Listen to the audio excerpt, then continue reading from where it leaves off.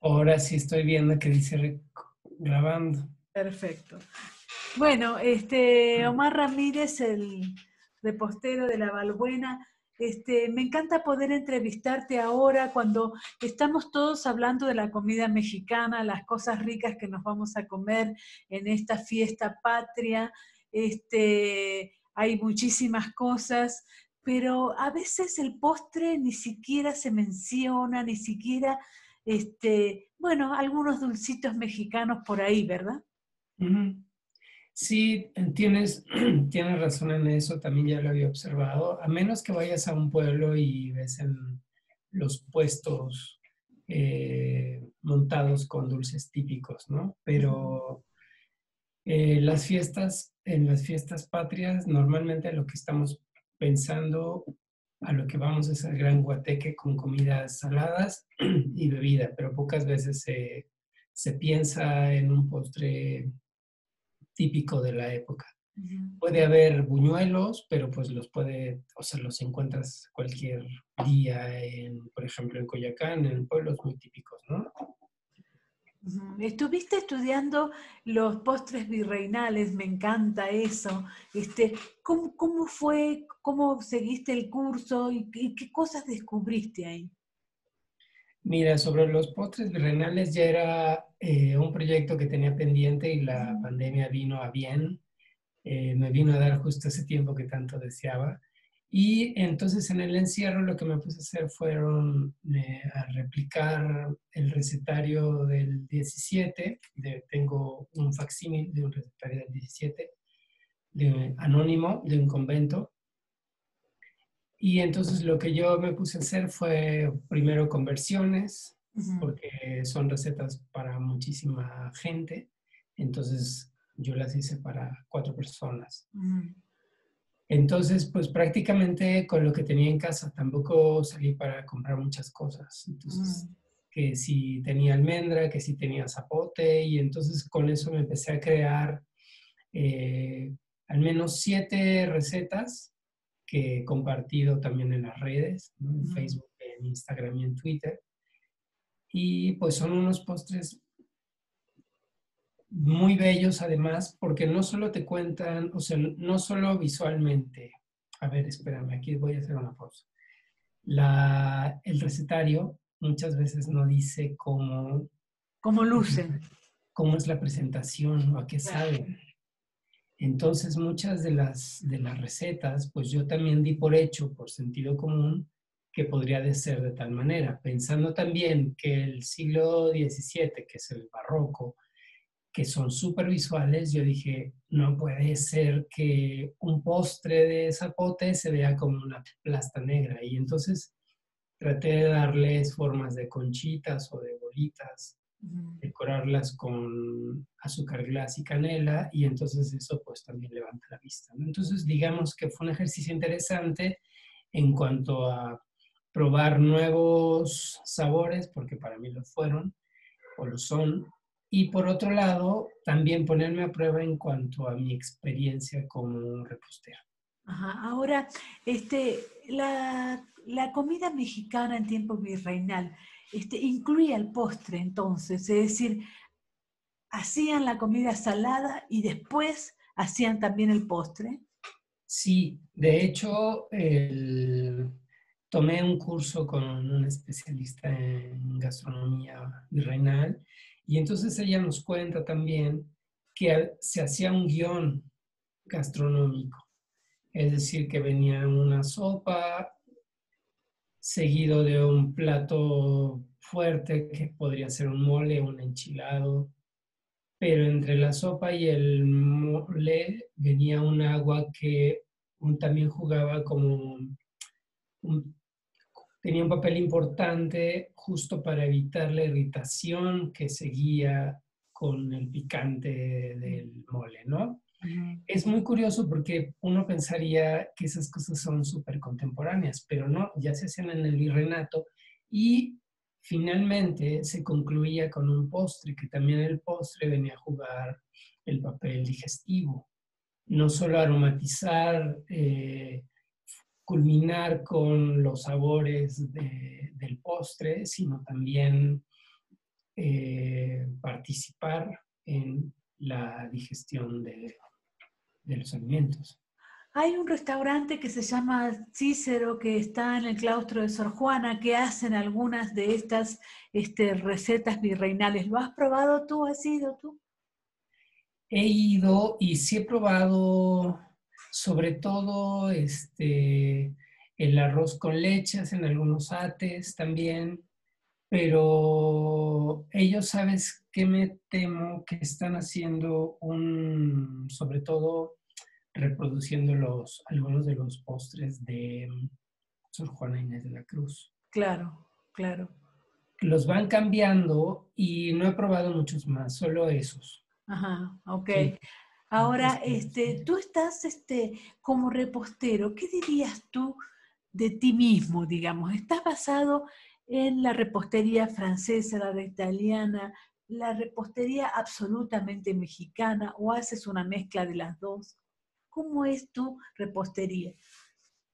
Mira, mi repostería principalmente, y que también tú conoces, se fundamenta principalmente en esa tradición de tartas que también comparte Italia, Francia e Inglaterra, ¿no? Ujú. Me gusta mucho por la sencillez, porque puedes descubrir los sabores de la fruta, Ujú. porque son poco dulces, Por lo porque me fresco parece que también. es un dulce ideal y que normalmente en México estamos muy acostumbrados a comer cosas muy panosas, Ujú. muy dulces y que tienen que ser de grandes proporciones, ¿no? Sí. Entonces va por ahí, pero ahora con este descubrimiento, pues fíjate que tampoco lo noto tan alejado de lo que he aprendido de las tartas o de la Ajá. repostería de Europa. Ujú. Este, hay no hay una semejanza porque también creo que la tradición de las tartas ya es posterior, ya es una cosa mucho más reciente. Creo que antes en Es del siglo Europa y en XIX. América. ¿Mm? Es del siglo XIX, digamos, ¿no? O el Sí, XVIII. Ujú. sí, 19 por ahí con los tatán, ¿te acuerdas? Claro, sí. Los reposteros. Sí, ya cuando empieza a tomar el siglo XIX esta importancia de la cocina. No es que antes no lo hubiera, Ujú. porque también he investigado y sí hay recetarios desde el siglo XV, Claro. el XVI, sobre todo en la corte española, ya el rey tenía su propio cocinero, repostero, pastelero, ¿no? Y entonces lo que viene a sumar estos hallazgos de los postres virreinales es la importancia de las especias. Claro. Normalmente, pues los postres ya no saben o a chocolate o almendras, o, ¿no? Como que ya están, digamos, aislados y muy definidos los sabores. En los postres que he probado del 17, tú puedes tener una seducción y una explosión de sabores porque descubres la canela, descubres el agua de rosa, el agua de azahar, las ralladuras de lima, en fin, siempre están buscando como justo eso, generarte una seducción y que tiene muchísima lógica si consideras que el postre no es justo ese último momento de placer en la cocina, bueno, en la mesa. Hablas de las especias y también hablas de las flores, ¿no? Es increíble cómo la flor está tan metida en la cocina mexicana, a pesar de que no lo veamos, desde la flor de calabaza hasta la flor de Jamaica, y en estas cosas que tú mencionas con el tema de los postres virreinales, digamos, ¿no? Sí, sí, sí. Pues mira, fue un siglo donde venían muchos productos que traía la nao de China, entonces traían realmente, ya sabes, has escuchado esos debates de que si estuvo bien o estuvo mal. A mi ver, eh, me parece que más allá de todos los dramas políticos, religiosos, etc., fue una fiesta, o sea, en el Claro. sentido de que llegaron y una mezcla en la que llegaron pues, muchas especias, flores, árboles, que más allá de empobrecer nuestra comida y cultura, también la enriquece, lo mismo de aquí para allá, ¿no? Mm. Entonces eso se nota mucho en el siglo XVI, la introducción, por ejemplo, de la canela, del clavo estrella, del mismo clavo. Algunos, tristemente, no sabemos si había postres en el periodo prehispánico, pero esta mezcla de, por ejemplo, de frutas de temporada mexicanas como el zapote, que las van aceptando, introduciendo y haciendo postres con eso, me parece que pues, fue un periodo súper interesante, ¿no? Y Ahora, eso lo descubres cuando pruebas uno de estos postres virreinales. sí, ahora en esa época extrañamente pareciera ser que la gente como que vivía mejor, digamos, porque el tema del postre pareciera ser que es una cosa que está albergada en la gran burguesía, cuando la gente empezó a comer bien, digamos, porque cuando había guerras y la gente tenía hambre, comía pan, comía papa, comía lo que hubiera y no pensaba en un postre, digamos, ¿no? Sí, mira, bueno, es interesante porque este recetario es de convento, de un convento. Ujú. Entonces pensemos que también los conventos deben, pues, deben su existencia también a la gente adinerada, que eran los que patrocinaban de alguna manera la existencia de los conventos. Entonces muchos de los platillos eran hechos justo para los convites con todas estas personas, ¿no? Virreyes, gente del clero. Eso, pensar el postre fuera de ese contexto, ¿no? De la gente común, sí, yo creo que no existe, al menos referencia todavía. Claro. Si pensamos, por ejemplo, en Los bandidos de Río Frío de Pine, ¿no? Él describe un poco la alimentación de esta gente y lo último que considerarías es que comieran postres, a lo mejor las frutas como tal, pero no. Entonces sí Perfecto. era propio de un grupo en específico. Claro, claro, Sí. pero de todas maneras, a partir del 16 la gente como que además fue como traspasando un poco esta experiencia, digamos, porque es cierto, está el tema de los ricos, pero luego pareciera ser como que se ha contagiado un poco al pueblo, ¿no? Sí, De a poco, ¿no? sí, bueno, a lo mejor entre esos platillos yo creo que también hay algunas litografías, ya tardías del siglo XIX y litografías y óleos de escenas costumbristas donde se ve la gente comer buñuelos en la calle. Entonces parece que ese postre en particular sí se vuelve más como de las masas, ¿no? O sea, es algo que sí comparten. Eso sí es interesante. Y bueno, el chocolate, no sé, el chocolate sí empieza a tener también sus restricciones. O sea, creo que ya es también contemporáneamente cuando todos podemos tomar de chocolate.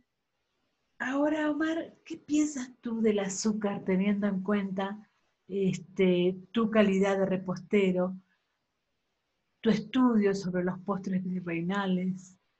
¿Hay menos azúcar ahí? ¿Qué piensas ahora del azúcar que está tan atacada? ¿Cómo te libras de ello? Cuéntame un poquito. Mira, lo que he descubierto sí que en efecto los postres virreinales tenían muchísimo huevo, muchísimo azúcar. Algunos se freían, se usaban mantecas, aceites, mantequillas. Pero tomando en cuenta que era una sociedad, pensemos, el siglo XVII, la mayoría de la gente pues tiene otro estilo de vida, ¿no?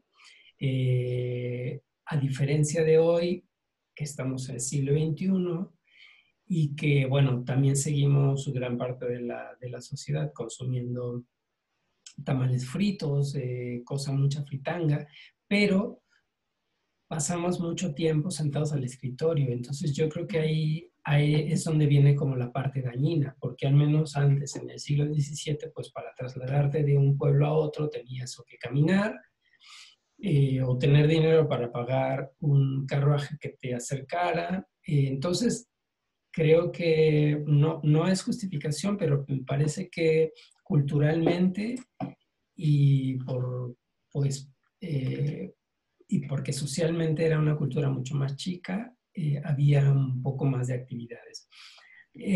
Pero yo en estas traducciones, reproducciones de los postres renales, lo que he hecho es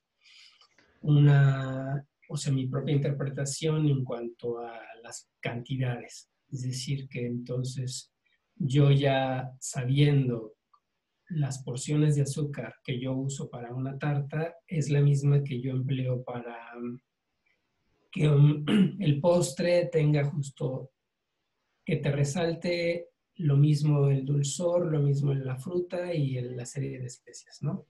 Porque normalmente en algunas panaderías o pastelerías, sobre todo populares, lo que hacen es eh, aplicar, usar muchísimo azúcar y entonces te anula Claro. el descubrir tu paladar nuevos sabores, ¿no? Entonces más bien estamos acostumbrados, creo, en la sociedad mexicana a comer más postres dulces.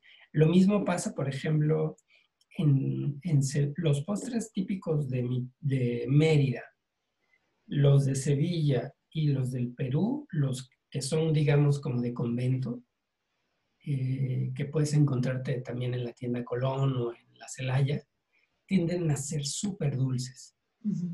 Yo creo que ahí sí hay una tradición netamente virreinal, pero yo creo que lo interesante sería, pues bueno, hacerlos con menor azúcar, con ingredientes de mejor calidad, que es lo que he visto un poco en los recetarios. O sea, tú estás usando eh, pues, ingredientes que a lo mejor en ese tiempo eran de muchísimo mejor calidad que ahora. Sí, es cierto. Bueno, la última pregunta es que me hables de los postres virreinales, que me digas cómo son.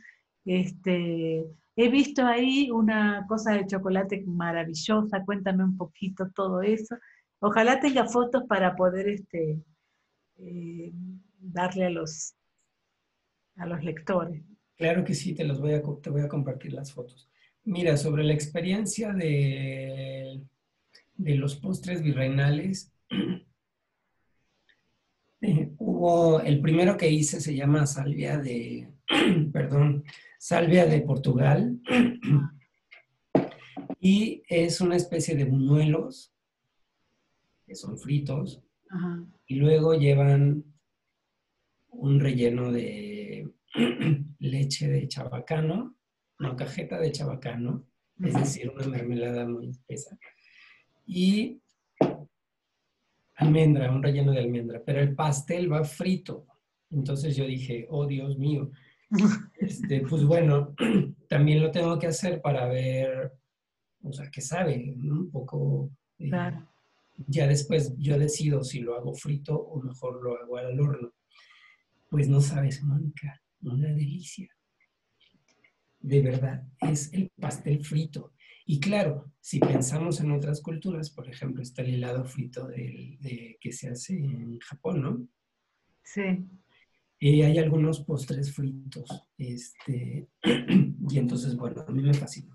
Pero, y sobre todo también, pues por todas estas especias que te cuento que hay, ¿no?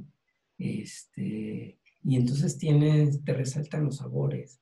Es de verdad eh, súper sensuales, o sea, te Ay, qué rico. despiertan todo, así, desde el paladar, y entonces, claro, te cambia el semblante y se vuelven como que te reaniman, o sea, tienen un efecto justo eso, sensual. Qué maravilla. Te invito a que un día los pruebes, es más. Y sobre el dulce de chocolate, de cacao, Ujú. fue por un error.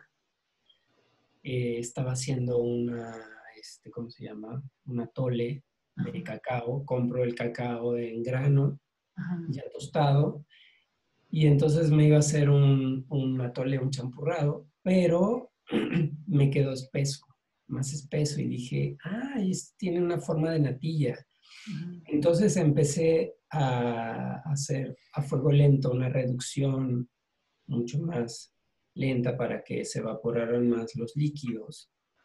Y finalmente terminó hecho ese postre como especie de... Es que está entre mousse y gelatina, ¿sabes?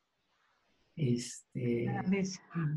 Una ricura. O sea, al final salió un postre de un error mío. Y dije, pues al final las natillas están hechas a base de harina de maíz, Claro. ¿no? De maicena. En este caso, pues es la masa como tal, con agua, y licúas el cacao, y entonces estás lentamente meneando la cazuela hasta que tiene un espesor ideal para dejarla reposar, y entonces ya después comerla, ¿no? Puedes agregar un poquito de canela encima y es un súper postre. Me preguntabas ayer que si era un poco parecido a un tamal, pero no, Pero no, claro. no, no, porque lleva el agua y porque pues no se aplica, en este caso, las mantecas, ya sea animal o vegetal. Perfecto. Bueno, muchísimas gracias. Festejaremos la independencia mexicana con algún postre virreinal y por supuesto que la gente te encuentre. Eres el repostero de la Balbuena, estás en Facebook y estás en Instagram. Y Sí, bueno, a vivir los postres. y pues felices fiestas. Un abrazo enorme. Gracias. Gracias a ti, te mando fotos entonces. Sí, por favor. Bueno.